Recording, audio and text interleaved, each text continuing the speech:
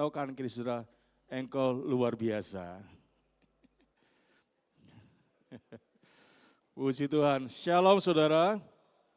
Shalom. Saya berharap saudara tetap semangat di dalam Tuhan. Amin. Sekalipun dunia ini semakin hari menekan kita, ya semakin menghimpit kita, tetapi saudara, mari kita lawan dengan roh yang tetap menyala-nyala dalam Tuhan. Amin. Pagi hari ini kita akan belajar tentang roh yang berkobar. Ya, yang terdapat dalam kitab Surat Roma pasal yang ke-12, ya, ayat yang ke-11, saudara. Ayat ini saya rasa tidak begitu asing bagi kita. Ya. Roma 12 ayat 11 dalam terjemahan LAI, saudara ya. Kita akan baca bersama-sama dengan suara yang keras. Amin saudara. Siap saudara? 1, 2, 3. Janganlah hendaknya kerajinanmu kendor. Biarlah rohmu menyala-nyala dan layanilah Tuhan. Sekali lagi, 1, 3. Janganlah hendaknya kerajinanmu kendor. Biarlah rohmu menyala-nyala dan layanilah Tuhan. Saudara, firman Tuhan katakan janganlah hendaknya kerajinanmu kendor. Bila rohmu menyala-nyala dan layanilah Tuhan. Saudara, tapi ada terjemahan yang lain saudara. Ya, apa artinya roh yang menyala-nyala itu? Coba kita baca. Perhatikan baik-baik terjemahan bahasa Indonesia masa kini. Dikatakan di sana, bekerjalah dengan apa saudara? Rajin, jangan malas. Itu artinya apa? Roh yang menyala-nyala. Ya, bekerjalah untuk Tuhan dengan apa saudara? Semangat dari roh Allah. Sedangkan terjemahan apa saudara? Firman Allah yang hidup. Janganlah saudara apa? Bermalas-malas dalam melakukan pekerjaan, melainkan layanilah Tuhan dengan apa saudara? Dengan giat. Jadi berkobar-kobar artinya apa saudara? Semangat, giat. Sedangkan versi apa ini? Versi mudah dibaca. Ya. Jadi saudara Alkitab itu banyak saudara ya. Jadi kalau saudara seperti Pak Gembala itu seringkali sudah terjemahan Alkitab itu di situ ada bahasa Inggris, bahasa Indonesia, bahasa Jerman, bahasa apa saja saudara, mau bahasa roh juga ada di situ saudara. Tapi maksudnya begitu banyak dan seringkali kita perlu membandingkan supaya lebih jelas apa maksud Alkitab yang ditulis dalam terjemahan LAI itu saudara. Jadi dikatakan dalam terjemahan mudah dibaca, versi mudah dibaca itu VMD. Jangan malas apabila kamu harus apa? Bekerja bagi siapa? Bagi Allah. Bangkitlah semangat rohanimu untuk melayaninya atau melayani Tuhan. Nah saudara, tema kita bila roh kita menyala-nyala atau berkobar-kobar. Nah saudara, ada banyak orang Kristen, orang percaya, saudara, semangat hanya di awal pelayanannya atau di dalam pengiringannya. Sehingga ada istilah apa saudara? Di Alkitab, cinta mula-mula. Ya. Banyak orang Kristen cinta mula-mula. Cinta mula-mula cintanya yang menyala-nyala. Apapun kegiatan gereja, saudara, selalu ada orang itu. Entah hujan atau enggak hujan, saudara. Entah gelap atau terang. Orang itu selalu hadir ada. Karena apa? Cintanya begitu apa saudara? Berkobar-kobar, menyala-nyala. Saudara, tetapi sesuai dengan perjalanan waktu, proses yang terjadi saudara. Cinta mula-mula itu mulai saudara, luntur, mulai dingin, mulai lesu, saudara. Mulai mundur. Kenapa? Karena kecewa, karena kurang perhatian, kurang penghargaan.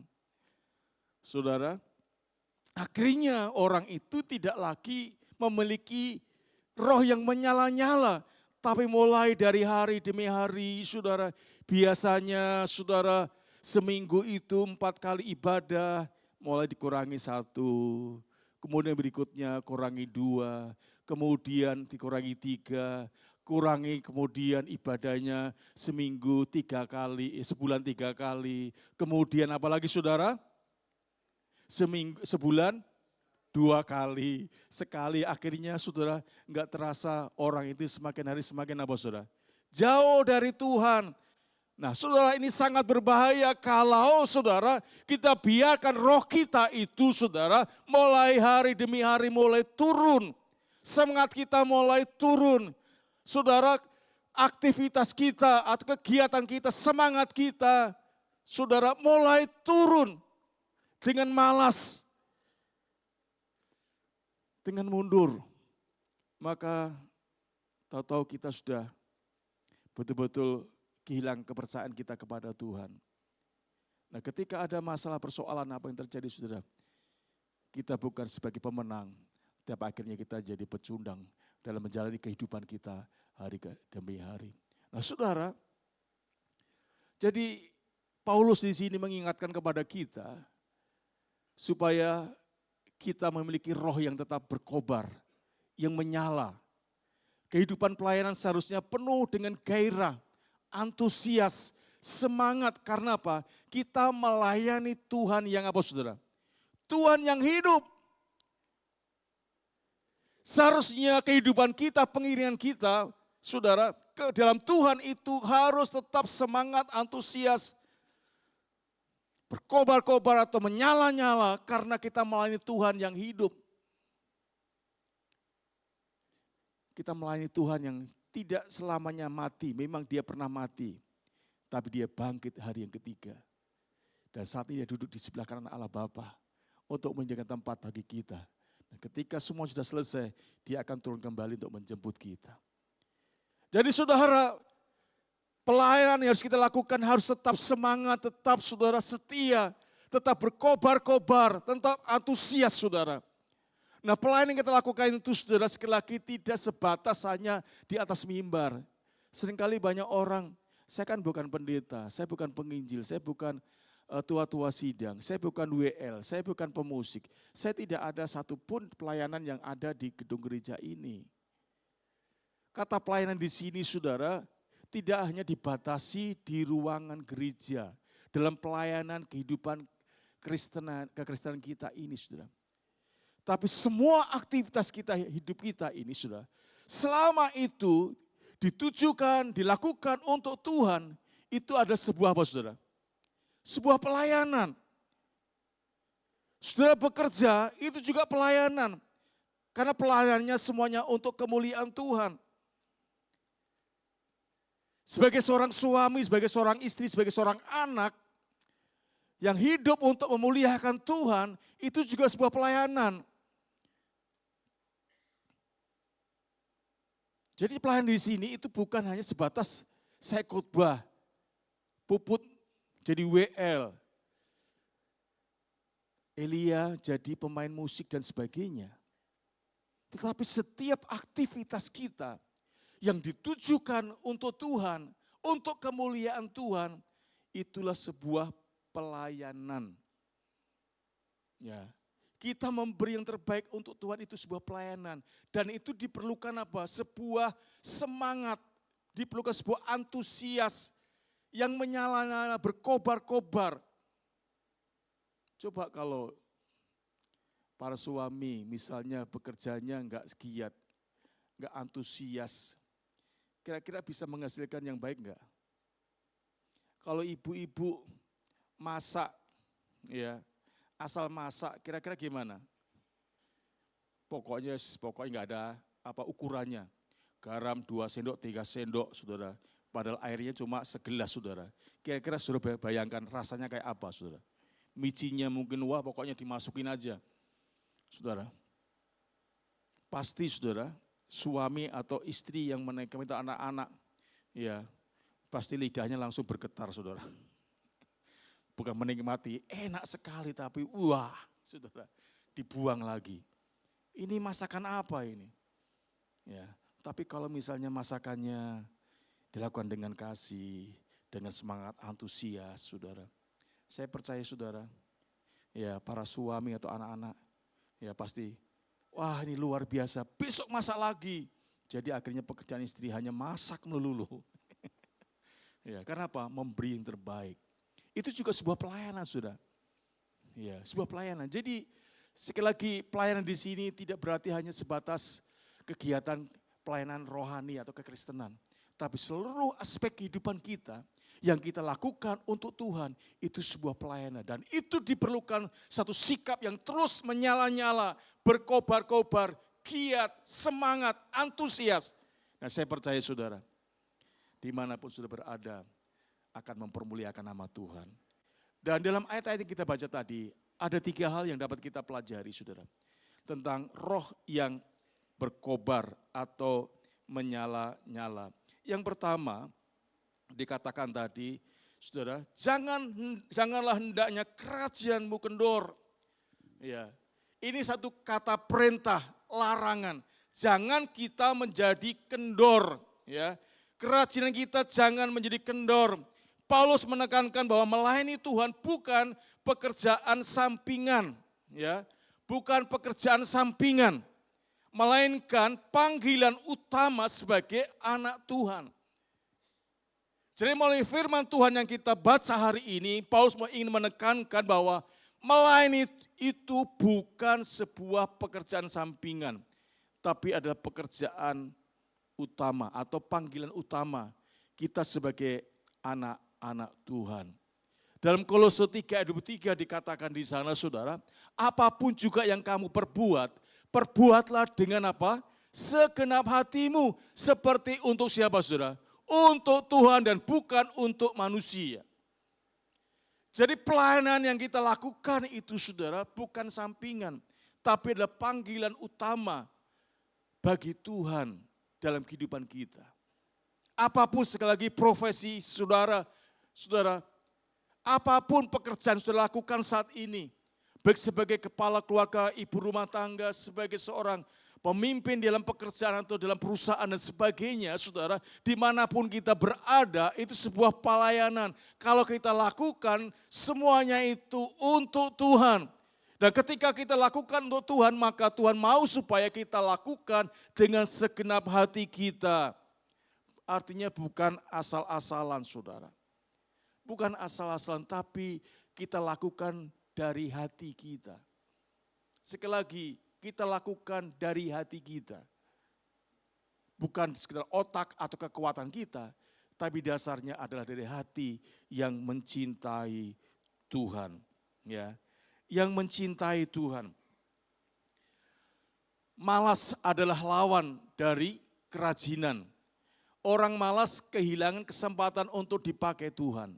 Saudara, ya memang benar saudara. Ya, bahwa orang malas itu akan kehilangan kesempatan untuk dipakai Tuhan. Hanya orang yang rajin, orang yang setia.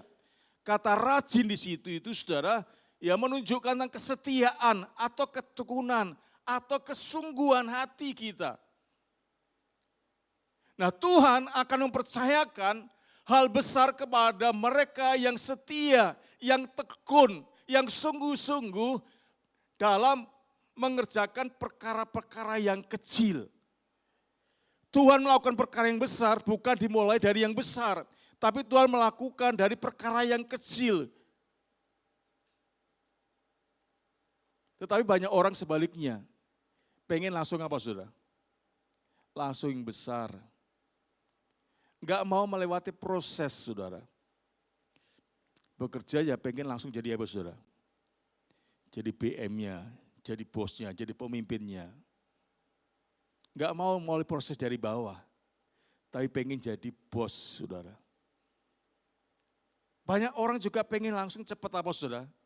Cepat kaya. Enggak mau istilahnya dari sedikit demi sedikit akan menjadi bukit itu enggak mau saudara. Capek deh. Ya. Maunya langsung nongkrong saudara. Langsung kaya. Caranya apa saudara? Korupsi, ngerampok, itu yang dipakai sekarang ini saudara. Enggak mau proses. Ya, saudara, jadi Kita perlu melayani dengan tekun, dengan setia, dengan sungguh-sungguh. Dan itu yang akan Tuhan lakukan dalam setiap kehidupan kita. Enggak ujuk-ujuk langsung menjadi besar, enggak saudara. Kita mulai dari yang kecil, setia dari perkara yang kecil. Kesetiaan, ketekunan, kesungguhan itulah yang membuat saudara. Akhirnya Tuhan mempercayakan kepada perkara yang besar. Karena dalam Lukas 16 ayat 10 dikatakan di sana, barang siapa setia dalam perkara yang kecil, ia setia juga dalam perkara-perkara yang besar. Dan barang siapa tidak benar dalam perkara-perkara kecil, atau tidak setia perkara-perkara yang kecil, ia tidak benar juga dalam perkara-perkara yang besar.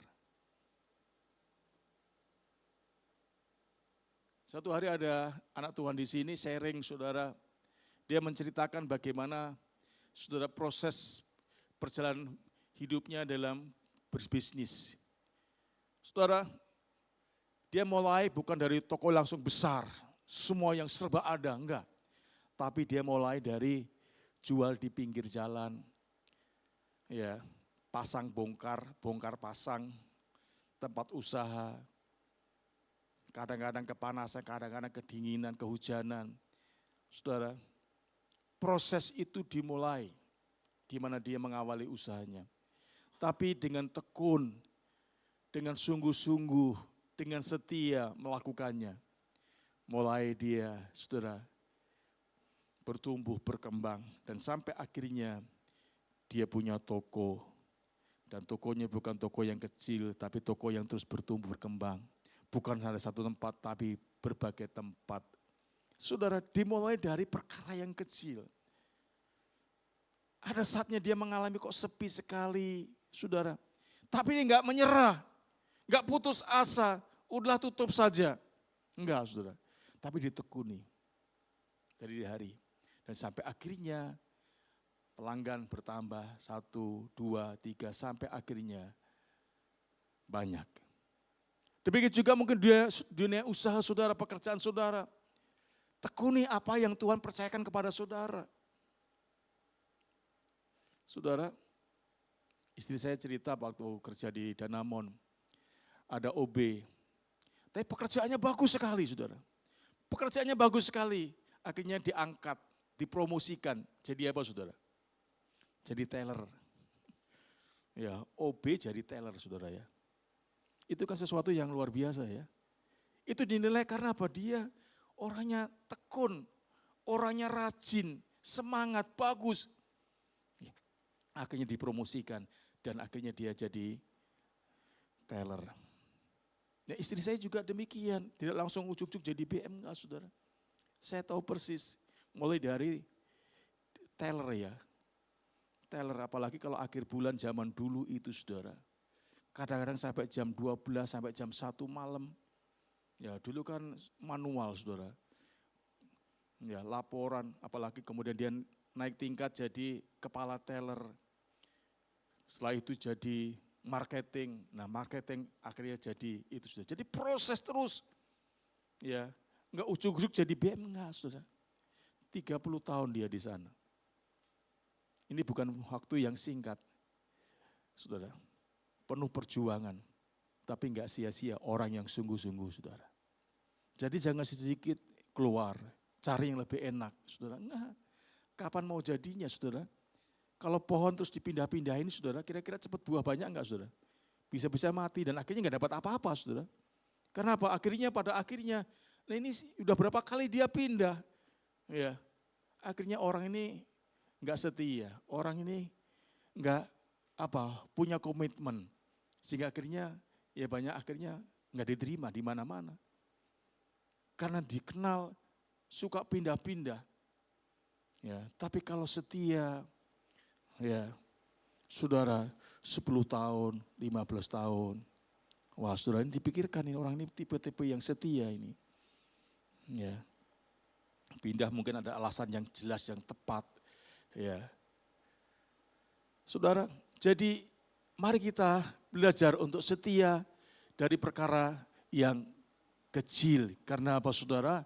Tuhan itu akan mempromosikan ketika kita setia, saudara, ketika tekun dan sungguh-sungguh dengan hati kita melakukannya, percayalah saudara, ya, saya juga nggak pernah berpikir saya jadi seorang pendeta, saudara.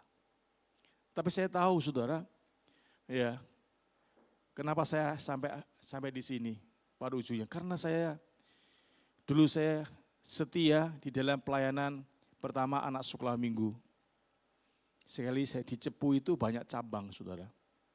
Di Ngelo, di Wonorejo, di pinggiran Sungai Bengawan Solo, ya, nanti ada lagi di daerah mana itu, saudara, ya.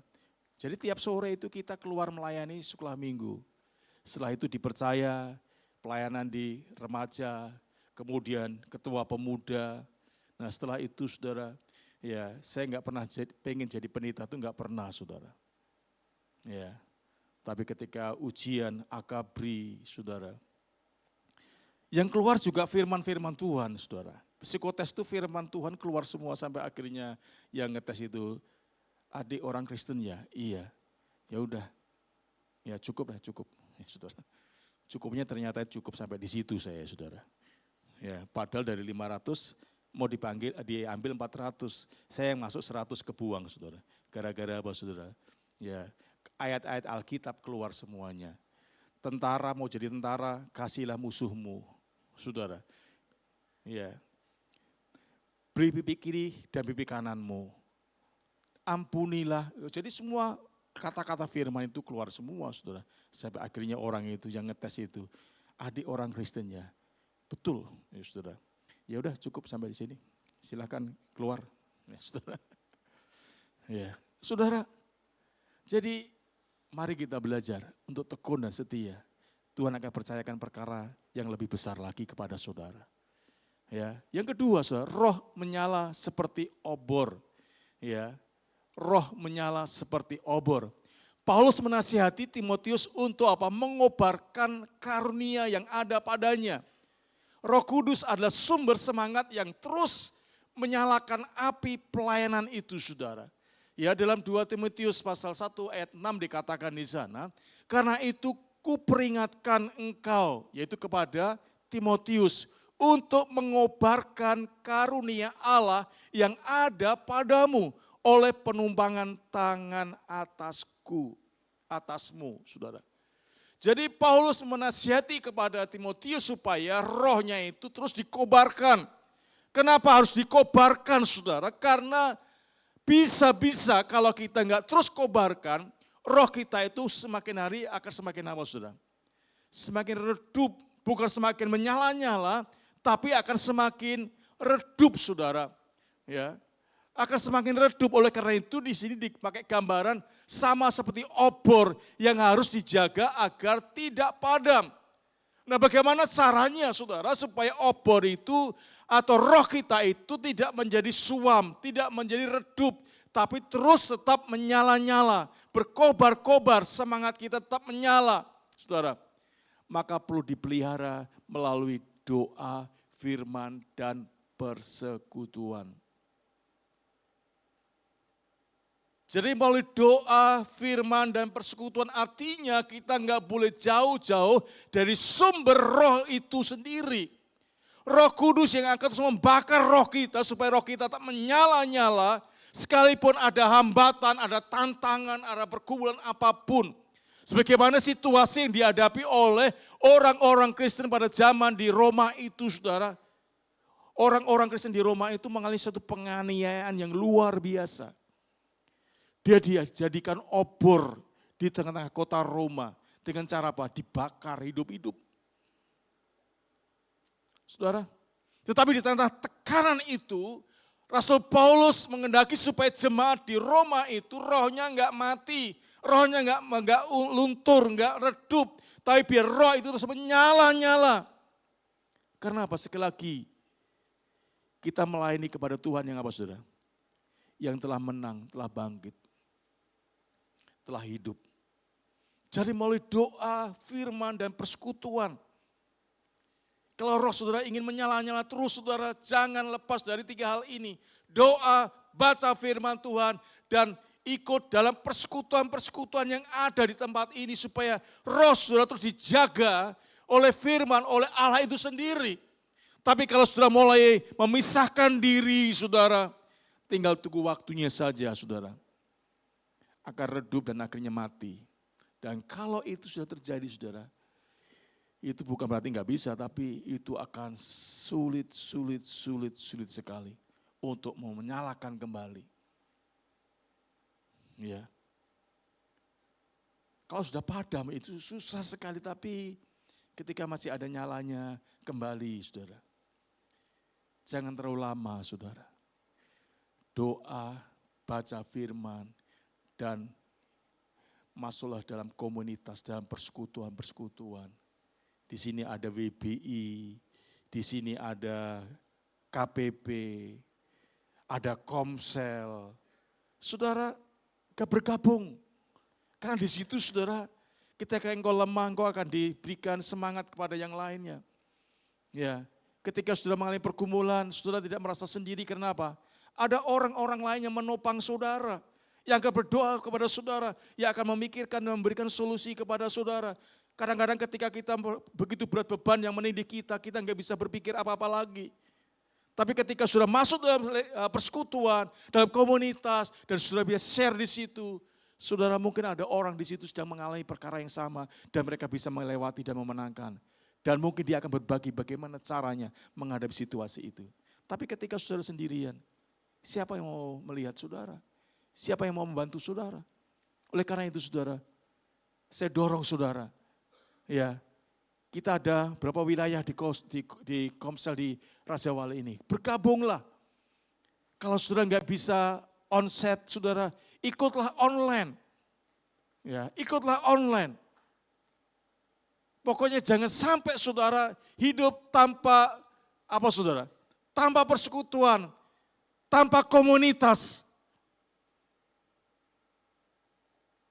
Baca firman dan doa. Saya percaya saudara, engkau akan memiliki roh yang tetap terjaga dengan baik. Api yang berkobar bukan hanya memberi kehangatan bagi diri sendiri, tapi juga berdampak bagi orang lain. Menjadi terang dan berkat bagi orang-orang lain. Ya, saudara, jadi ketika api kita berfokus dan menyala-nyala berkobar-kobar itu saudara, bukan hanya kepentingan diri kita, tetapi juga akhirnya akan berdampak bagi orang-orang sekitarnya.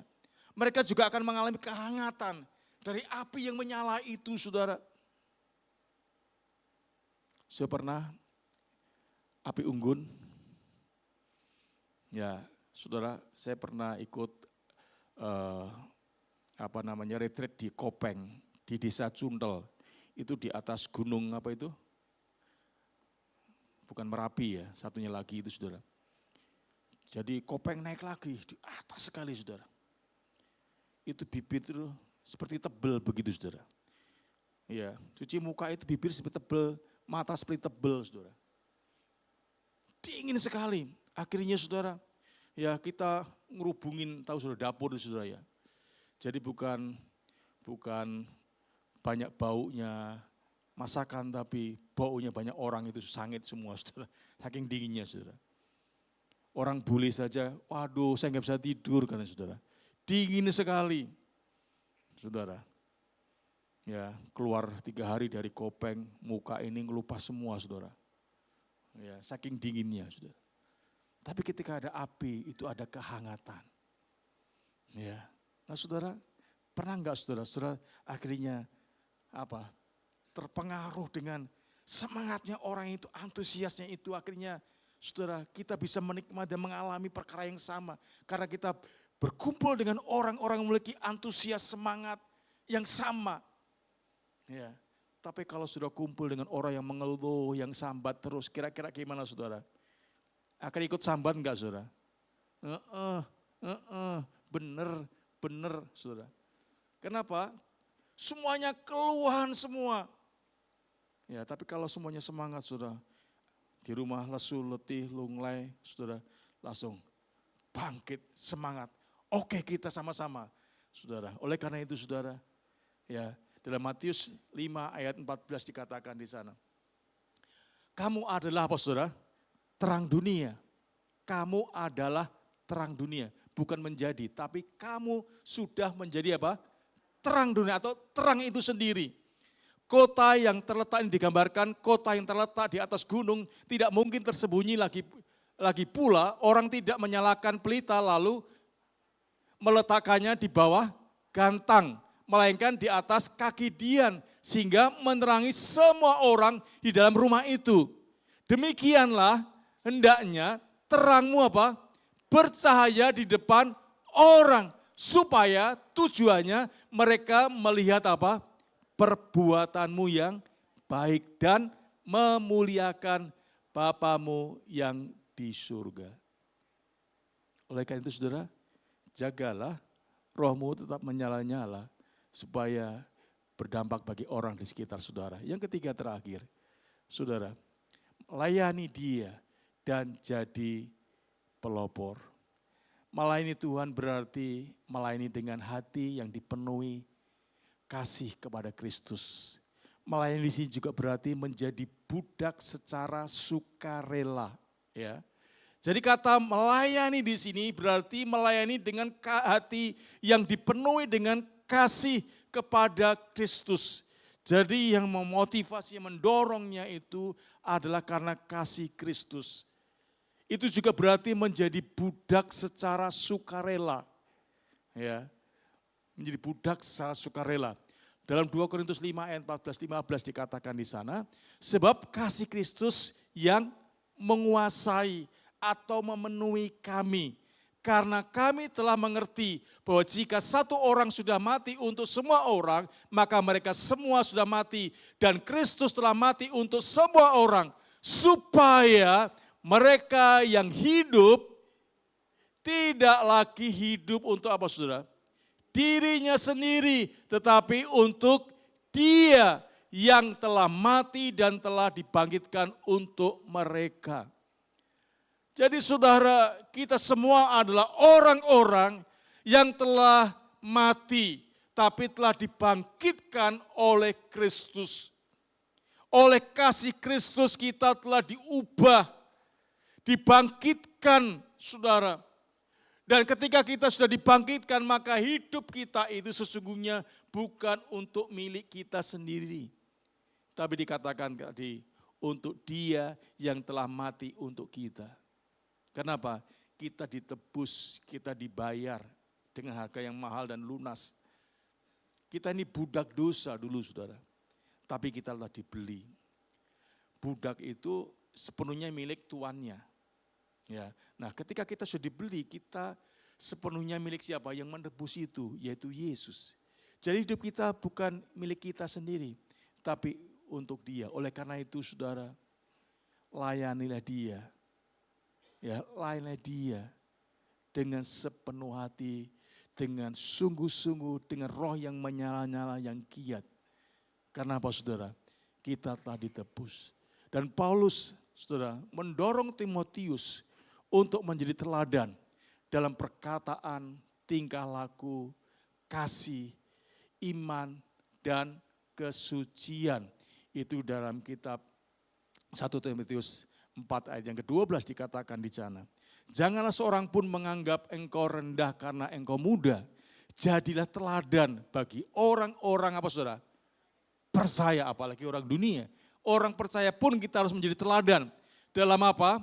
Perkataanmu, dalam tingkah lakumu, dalam kasihmu, dalam kesetiaanmu, dan dalam kesucianmu. Ya, jadi masing-masing mari kita belajar untuk menjadi teladan bagi satu dengan yang lainnya. Yaitu melalui perkataan kita, tingkah laku kita, kasih kita, kesetiaan kita, dan kesucian hidup kita. Nah masing-masing menjadi teladan saudara, saudara bisa bayangkan apa yang akan terjadi dalam kehidupan orang percaya saudara. Betapa dampaknya akan luar biasa, kenapa? Masing-masing ingin menjadi teladan bagi satu lain, bukan untuk saling bersaing saudara. Tapi akan saling membangun satu dengan yang lain. Ya. Dan itu sudah diperlukan apa saudara? Ya. Diperlukan seorang pelopor untuk membuka jalan bagi orang lain. Memberi contoh dan menggerakkan jemaat untuk bersama-sama melayani. Jadi saudara, mari kita masing-masing ya menggerakkan diri kita bersama-sama. Ya. Jangan kita menunggu yang lain, tapi masing-masing kita menggerakkan diri, ya, membuka diri untuk menjadi pelopor, untuk menjadi teladan satu dengan lainnya. Sehingga saya percaya saudara, gereja ini pasti akan mengalami suatu pertumbuhan yang luar biasa karena saudara kita, hidup iman kita ini bukan sekedar percaya di mulut, tetapi itu dipraktekkan dalam kehidupan kita sehari-hari. Sehingga orang lain akan dapat membaca kehidupan kita bahwa kita memang bukan orang dunia ini. Kita bukan orang sembarangan orang, tapi kita ini adalah anak-anak Allah. Kita anak-anak raja. Saudara, dilihat dari apa? Dari perkataannya tadi, dari tingkah lakunya, dari perbuatannya, dari kesetiaannya, dari ketekunannya, dari kejujurannya, dan sebagainya. Orang ini beda dengan yang lainnya. Dan itu terjadi karena apa? Karena kasih Kristus yang mengubah hidup kita. Oleh karena itu saudara, ya mulai firman Tuhan ini, saudara, kita belajar firman memperingatkan atau melarang kita dengan tegas untuk tidak menjadi kendor, lesu, atau mundur dalam pekerjaan Tuhan. Sebaliknya harus rajin, tekun, dan bersungguh hati. Itu berarti apa? Semangat kita harus semangat seorang hamba. Sifatnya selalu memikirkan dan mewujudkan bagaimana supaya hati tuannya itu senang.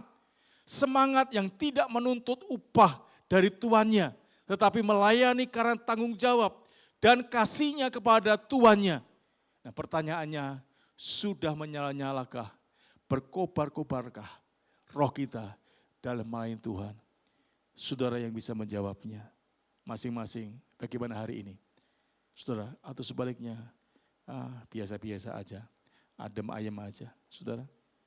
Hati-hati saudara, ya kalau kita biarkan itu pada akhirnya akan menenggelamkan saudara. Oleh karena itu apalagi dalam tekanan dunia sekarang ini, kalau saudara enggak melawannya dengan roh yang menyala-nyala saudara, semangat saudara, maka kita akan tergerus oleh situasi dunia ini. Nah, saya berdoa supaya saudara tetap menjaga roh saudara tetap menyala-nyala, setia dalam melayani Tuhan, apapun bidang saudara, bila semuanya untuk kemuliaan Tuhan. Amin saudara. Mari kita akan berdiri bersama-sama.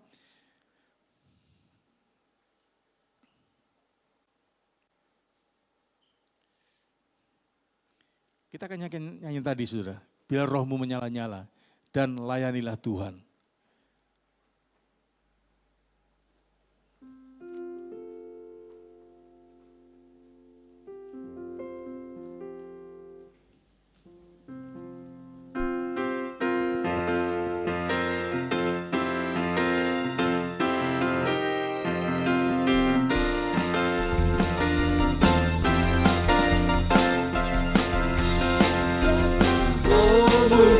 Nyala-nyala